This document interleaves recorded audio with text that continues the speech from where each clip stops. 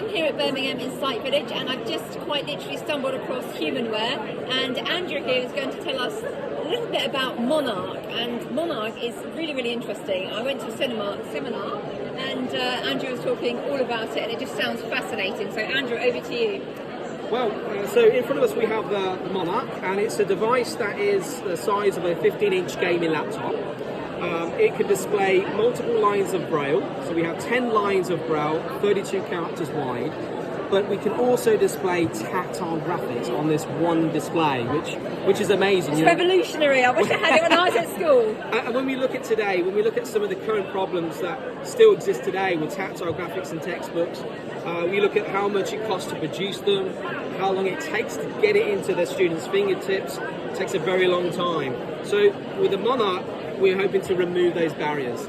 You'll be able to send your files instantly and have access to tactile graphics into your fingertips within a few kind of shortcuts. That's the plan, that's the vision. In addition to that, we don't just build tech for the sake of things. It's really important to note that there is a new file standard that's being created alongside this, which is called the eBraille file format. It's a new Braille file format that is very much needed in this 21st century.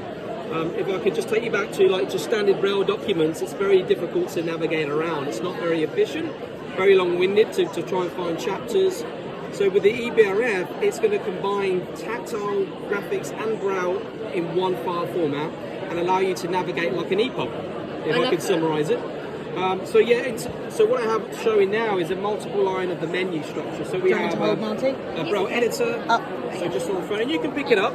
It weighs about 4.5 pounds. As I said, large, about 15-inch tactile graphics. We have a Braille keyboard, so you can interact with graphics and you can create documents. We have panning keys so that you can move around the tactile graphic, and you can zoom in.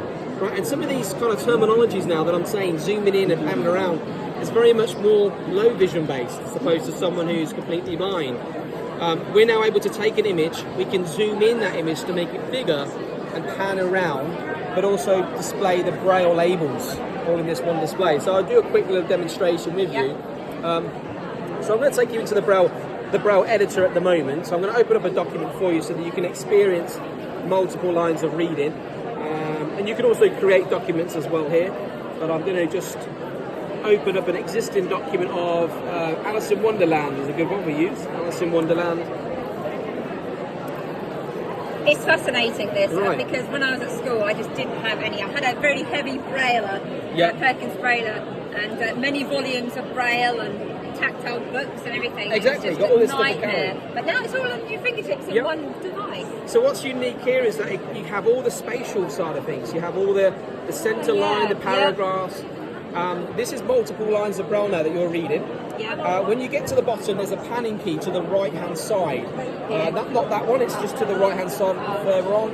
We'll go up slightly. That's your pan down button. So if you press that will then pan your display, and you can continue to read from your top left of your display again.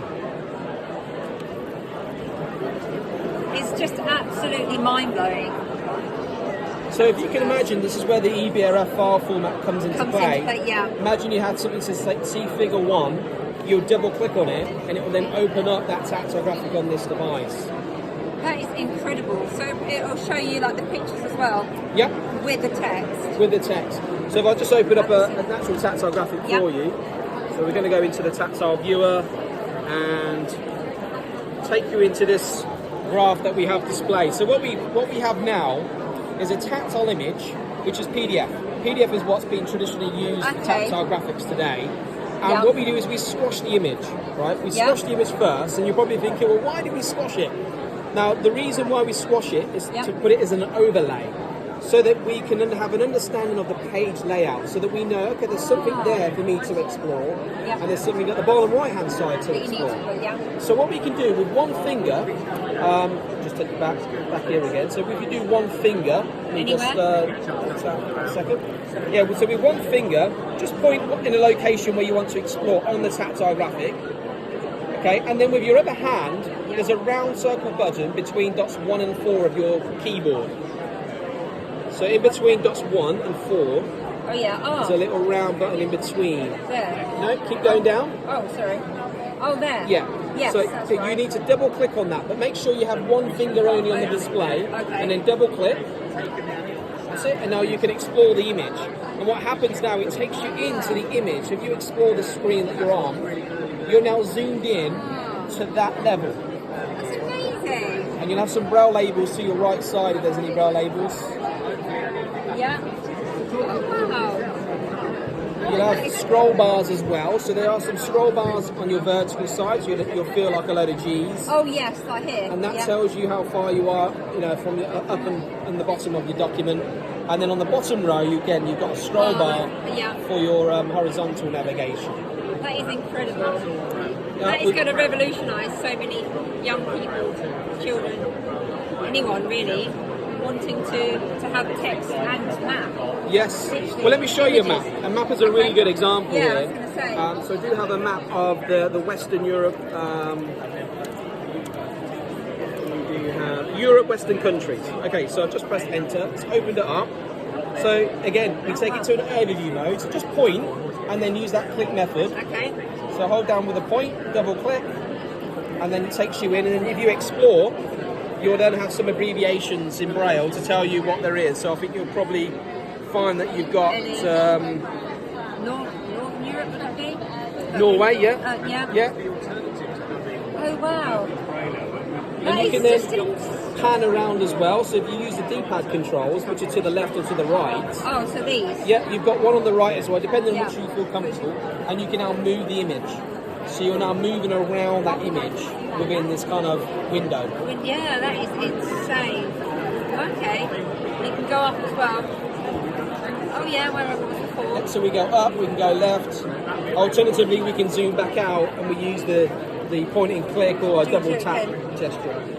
So if you want to zoom back out, there's a little minus button to your left. That one there, that will zoom you back out. That will take you back into overview, and then you could continue with a point and click to go into a different location. Yeah. That is amazing. Oh, thank you so much, Andrea. It's been fantastic. No worries. Thank you. Have a great day. And you take care. Thank you.